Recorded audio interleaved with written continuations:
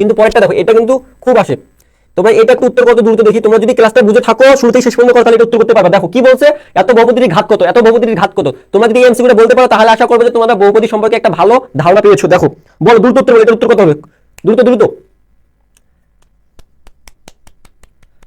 দেখো এখানে বহুপদীটির সর্বোচ্চ ঘাত কত আছে। দেখো তোমরা জেনারেলি যে জিনিসটা তাকাবা, প্রথমে তোমরা যেটা ভুল করবা যে দ্রুত দেখবা এখানে সর্বোচ্চ সংখ্যা কি ঘাত 6, উত্তর 6। তোমরা এটা দ্রুত দেখে দ্রুত এটা দেখাবা যে উত্তর 6 দেখালাম, কিন্তু তোমার উত্তর ভুল, কিন্তু তোমার উত্তর ভুল।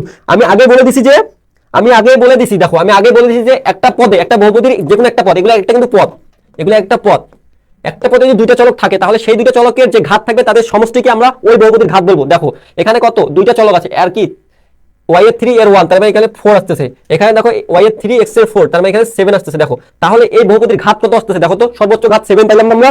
তাহলে এই বহুপদীর ঘাত কত, উত্তর বলো, দ্রুত উত্তর বলো। আনিশা ইসলাম 7, জান্নাতুল মাওয়া তামান্না 6, না 6 উত্তর হবে না, 7 উত্তর হবে। কেন উত্তর হবে এটা ব্যাখ্যা দিয়েছি, বুঝা গেছে। তামান্না বুঝা গেছে।